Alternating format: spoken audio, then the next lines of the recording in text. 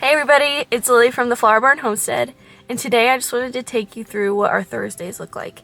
Thursdays are really big days at the bakery, so I just dropped my kids off and I'm heading over to the bakery where we're going to roll all of our cinnamon rolls, we're going to laminate all of our dough, and then I also made some sourdough brioche that I'm going to turn into our sourdough cinnamon rolls. And so I just wanted to show you some tips and tricks to how I roll cinnamon rolls, because I've rolled a lot of cinnamon rolls. So we have a lot to get done today. Let's go.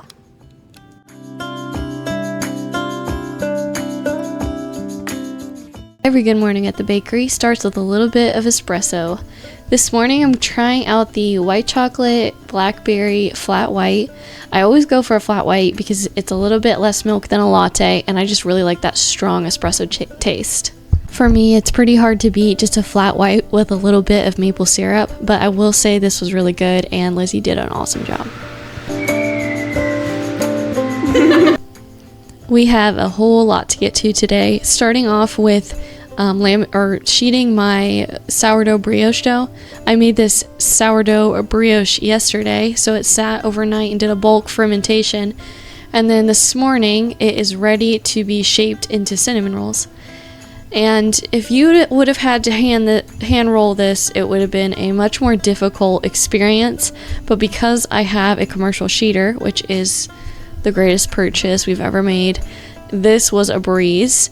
I always just sheet it down to 7 millimeters, and then they are ready to roll.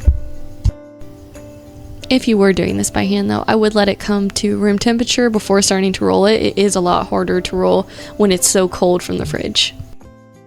Start by covering my entire rollout in butter. I don't leave an inch or anything like that. But then when I add my cinnamon sugar mixture on, I am going to leave an inch at the bottom. And I do that because it helps it to kind of seal itself in, and it prevents any leakage of that cinnamon sugar mixture when you're transferring from one pan to the other. I also have a little bit of cornstarch in my cinnamon sugar mixture, and this does help it from leaking out of the pan when you're baking them. Another thing we do is we know exactly how many cinnamon rolls we should be able to get from each rollout, and you are going to see me, I actually mess up. I'm supposed to get 24 and I only got 22 out of this one, but that's okay. Anything under or over 2 usually gets you a similar size roll. We just do that to make sure that we have consistency in the size of our rolls. Normally I bake actually right on the pan my cinnamon rolls so that I can get 36 on a pan. But I'm not doing too many of these sourdough cinnamon rolls, so I just opted for our 8x8 tin pans, and this is really a great option if you're not baking too many cinnamon rolls. This is before proofing and after proofing, beautiful and puffy and ready to bake. These go into our convection oven at 300 degrees for 20 to 25 minutes, but at your home oven it should be around 350 degrees for 20 to 25 minutes until it reaches an internal temperature of 185 to 195. That is probably the most important part. If you go by internal temperature, you'll get a great bake every time, and these look amazing. At the same time, our 60-quart mixer finally got done mixing our cream cheese icing, and we got to top our fresh cinnamon rolls with fresh cream cheese icing. I will be including my sourdough cinnamon roll recipe as well as my regular jumbo cinnamon roll recipe in the show notes below.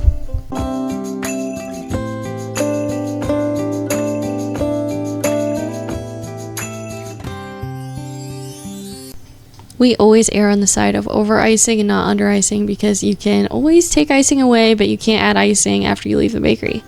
This is my dad trying to aesthetically serve the cinnamon roll, but he pretty quickly gives up and just kind of uses his hand. This is just for us. We're not selling these. And it could be me because cinnamon rolls are my livelihood, but I don't think there's anything prettier.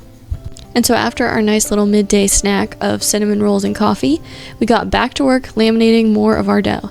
So right now my dad's laminating some Danish dough, which is a brioche that is encased with butter and then laminated, which means that we're going to take a block of butter and put it between 2 pieces of brioche dough, and then it's going to be rolled out and folded several times. So you see right here he's going to be doing a tri-fold, which is going to take that 1 layer of butter block and turn it into 3 layers.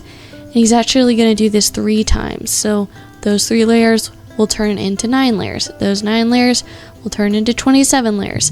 So you're creating all of these little layers of butter. And when those hit the oven at a high temperature, they actually turn into steam, and that's what creates those flaky pockets you see in croissants and danishes. So you can see those beautiful layers right there. So then we let our laminated doughs get cold, and then we shape them into croissants and into danishes. And here's just a clip I took on Saturday morning once the danishes were freshly baked. Our brioche recipe is really my favorite recipe we've ever come up with, and we use it in so many different things.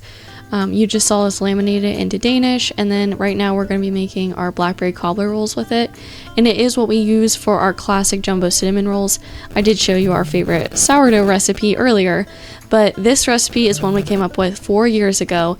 It's tried and true, and it's very hard to mess up, but also it is delicious. It uses a natural preservative so that it stays soft for several days, and that's why we use it time and time again.